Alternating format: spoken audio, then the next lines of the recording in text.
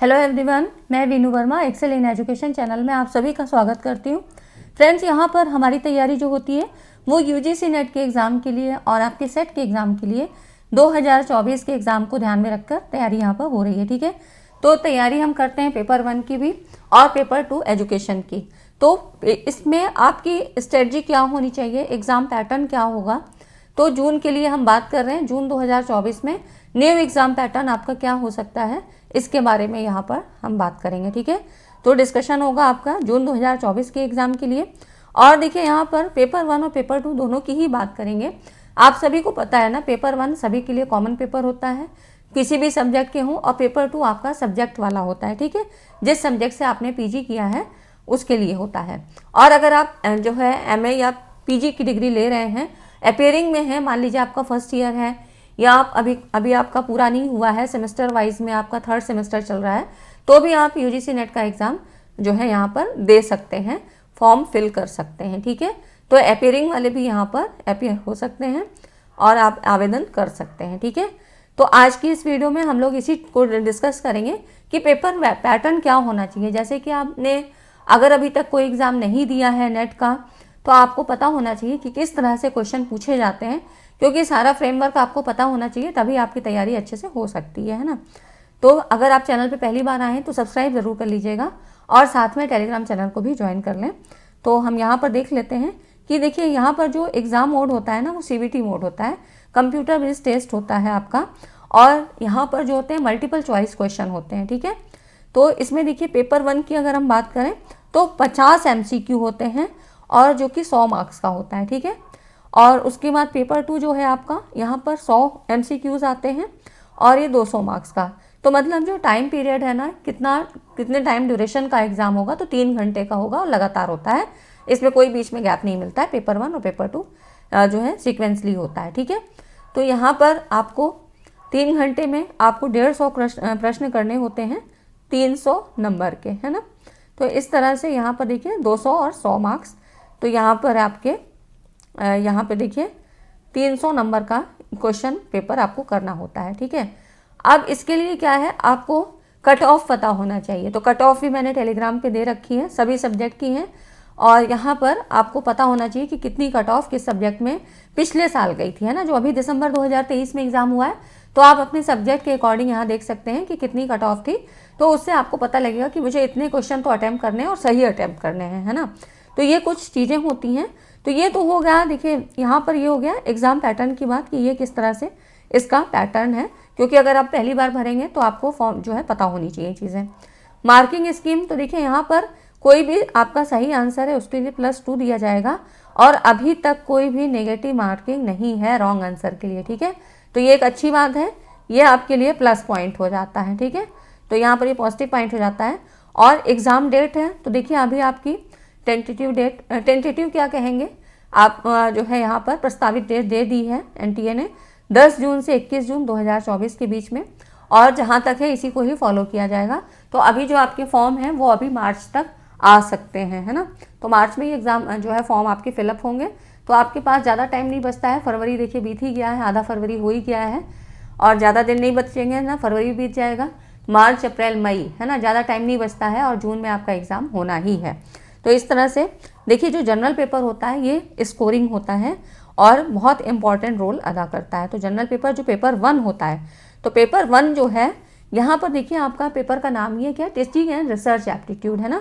तो यहाँ पर टीचिंग और रिसर्च एप्टीट्यूड का जो है ये पैटर्न होता है, और यहाँ पर जो कैंडिडेट का यहाँ पर क्या क्या चीज़ें चेक की जाती हैं, इसको ऐसा डिज़ाइन किया गया है इस एग्ज़ाम के पैटर्न को, जिसमें आपकी रीजनिंग एबिलिटी और रीडिंग कॉम्प्रिहेंशन, फिर डाइवर्जेंट थिंकिंग, मतलब कुछ क्वेश्चन ऐसे आते हैं कि सीधे सीधे क्वेश्चन नहीं आते हैं, वहाँ पर आपको काफ़ी जो है डाइवर्स फील्ड में आपकी थिंकिंग इतनी डेवलप होनी चाहिए।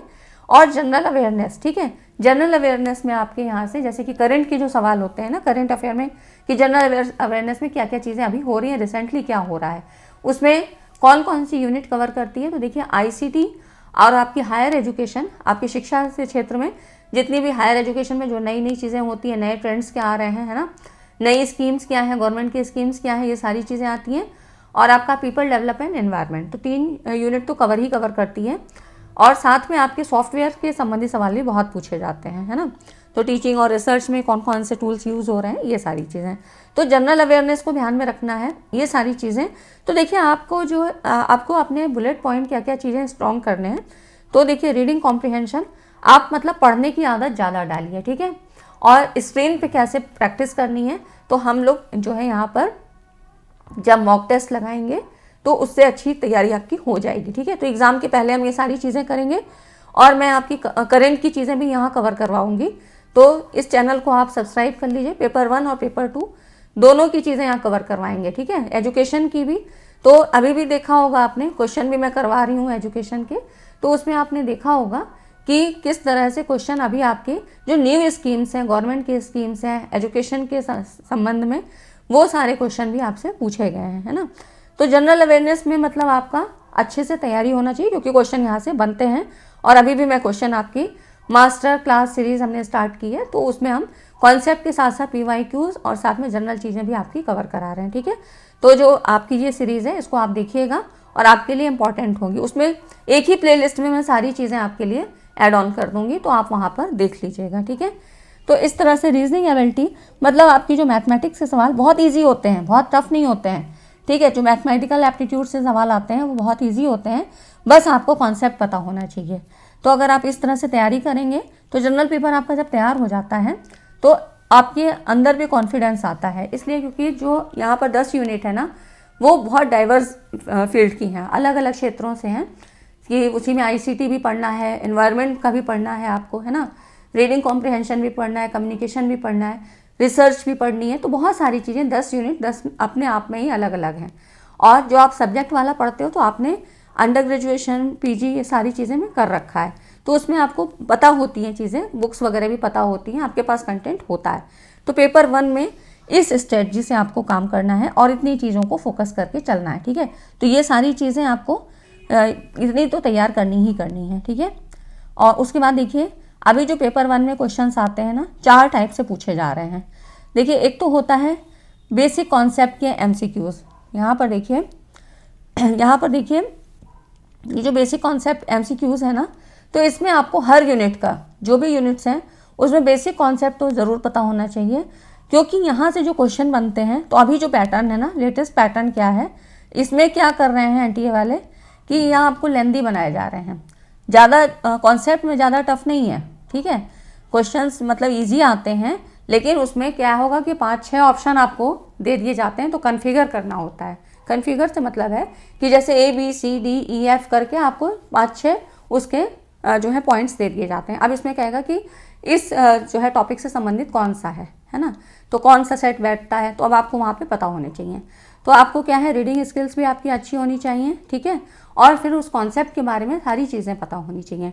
तो बेसिक कॉन्सेप्ट की MCQs है, यहाँ पर थोड़ा लेंदी बनाने का प्रयास किया जा रहा है कि मतलब चीज़ों को जो है लेंदी कैसे बना दिया जाए। इजी क्वेश्चन तो रहे लेकिन लेंदी है, तो पढ़ने की भी हैबिट अच्छी होनी चाहिए, ठीक है। असर्शन रीजन में क्या होता है, इसमें भी आपको कॉन्सेप्ट पता होना चाहिए। कथन और निष्कर्ष वाले में जब आपको कथन निष्कर्ष वाला सवाल मतलब आएंगे, जब कर पाओगे जब आपको कॉन्सेप्ट क्लियर होगा, है ना। मैच द लिस्ट, इसमें क्या होता है, लिस्ट 1 और लिस्ट 2 ऐसे रहता है और इसमें आपको मैचिंग करनी होती है। तो इसका फ़ायदा ये होता है कि यहाँ पर आपको दो भी अगर पता है ना, तो आप मैच कर ले जाते हो, ठीक है। तो ये सवाल गलत नहीं होने चाहिए। और स्टेटमेंट बेस्ड सवाल में क्या होता है, यहाँ पर देखिए स्टेटमेंट जो कथन वाले सवाल होते हैं, तो इसमें क्या होता है, 4 ऑप्शन दिए होते हैं कि मतलब both statement true, both are false, या statement first is true and second is false, या first is false and second is true. तो इस तरह से करके 4 कंडीशन दी होती हैं। अब जब कॉन्सेप्ट की क्लैरिटी नहीं होगी तो फिर इस तरह के सवाल करने में भी प्रॉब्लम आती है, हम गलत टिक करके आते हैं, ठीक है। तो पहला कथन, दूसरा कथन, मतलब उसमें कौन सा सही है कौन सा गलत है, ये वाला थोड़े कॉन्सेप्ट के आधार पे होते हैं। तो कॉन्सेप्ट मतलब सभी को, सारी चीज़ों का ही आपको क्लियर होना चाहिए, चाहे वो छोटी चीज़ हो, छोटे टॉपिक हो या बड़े टॉपिक हो, ठीक है। तो बेसिक कॉन्सेप्ट के साथ साथ जो चीज़ें अभी एडवांस में पूछी जा रही हैं वो सारी चीज़ें मैं यहाँ पे कवर करवा रही हूँ, तो आप उन चीज़ों को देखिए, ठीक है। मास्टर क्लास सीरीज़ हमने आपके लिए स्टार्ट की है, आप उसको देखिएगा और आपको समझ में आ जाएगा, है ना। तो इस तरह से कॉम्प्रिहेंशन की बात करें तो देखिए यहाँ पर तो जो 10 क्वेश्चन होते हैं ना, कॉम्प्रीहेंशन, रीडिंग कॉम्प्रीहेंशन में कभी क्या होता है पेपर 1 में कभी एक ही आता है, मतलब पेपर 1 में तो एक ही आता है, पेपर 2 में क्या होता है कई बार 2 कॉम्प्रीहेंशन भी आ जाते हैं, ठीक है। तो मतलब ये कोई डेफिनेट नहीं है कि 2 ही आएगा, एक तो आना ही आना है, कभी 2 भी आ जाते हैं। तो अब इस समय सोच लीजिए कि यहाँ से आपके 5-5 जो है सवाल, मतलब 10-10 नंबर, 20 नंबर आपके यहाँ से कैरी होते हैं। तो ये सवाल अब इस तरह से आपको इस स्ट्रेटजी से काम करना है और एग्ज़ाम पैटर्न आपका ऐसे ही रहने वाला है ना। तो इसमें कोई भी फेरबदल नहीं होगा। अभी बहुत न्यूज़ थी कि हाँ सिलेबस में चेंज होगा, कुछ अपडेट होगा, लेकिन अभी तक तो नहीं आया है। तो आपको इसी सिलेबस के अकॉर्डिंग आपको तैयारी करनी है, ठीक है। तो ये क्वेश्चंस के टाइप्स होते हैं और इसी तरह का पेपर 1 हो या पेपर 2 दोनों में ही ऐसे ही सवाल पूछे जाते हैं, ठीक है। तो कॉन्सेप्ट की क्लैरिटी बहुत ज़रूरी है, आपको वो सारी चीज़ें पता होनी चाहिए जो आपके सिलेबस में कुछ तो मेंशन है लेकिन कुछ हिडन फॉर्म में है, वो हम आपको दे रहे हैं क्वेश्चंस के थ्रू। जो PYQs आपके करवाए जा रहे हैं उसमें कौन से कॉन्सेप्ट, न्यू कॉन्सेप्ट निकल के आ रहे हैं, वो सारी चीज़ें यहाँ पर आपको कवर करवा रहे हैं, ठीक है। तो वीडियो कैसी लगी, और यहाँ पर इस तरह से जो मैंने सीरीज़ स्टार्ट की उसको ज़रूर ज्वाइन कर लें। वीडियो अच्छी लगी हो तो वीडियो को लाइक एंड शेयर करिएगा, क्योंकि ऐसा ही पैटर्न आपका रहने वाला है, ठीक है। इसी तैयारी से आपको करना है। और सिलेबस की बात है तो मैंने टेलीग्राम पे सिलेबस दे दिया है, PDF के फॉर्म में है, वहाँ पे सारी चीज़ें PDF के फॉर्म में आपको दी जाती हैं। कोई भी इन्फॉर्मेशन होती है, कुछ होता है तो आपको वहाँ दिया जाता है। तो टेलीग्राम चैनल को ज्वाइन कर लें, लिंक डिस्क्रिप्शन में मिल जाता है, ठीक है। तो इस तरह से ये कुछ चीज़ें थी कि पैटर्न क्या होता है और किस तरह से क्वेश्चन, आपको किस तरह के क्वेश्चन के लिए तैयार होना है, ठीक है। बाकी PYQs भी करवा रही हूँ साथ में और कॉन्सेप्ट भी, तो आप लोग यहाँ पर ज्वाइन हो जाइए। सारी चीज़ें आपको यहीं पे इसी प्लेटफॉर्म पे सब मिल जाएगा, 10 यूनिट पेपर 1 की, 10 यूनिट पेपर 2 की, ठीक है फ्रेंड्स। वीडियो अच्छा लगा हो तो वीडियो को लाइक एंड शेयर करिएगा। मिलती हैं इसी तरह के एक इंपॉर्टेंट टॉपिक के साथ, तब तक चैनल पे बने रहिए। Thanks for watching.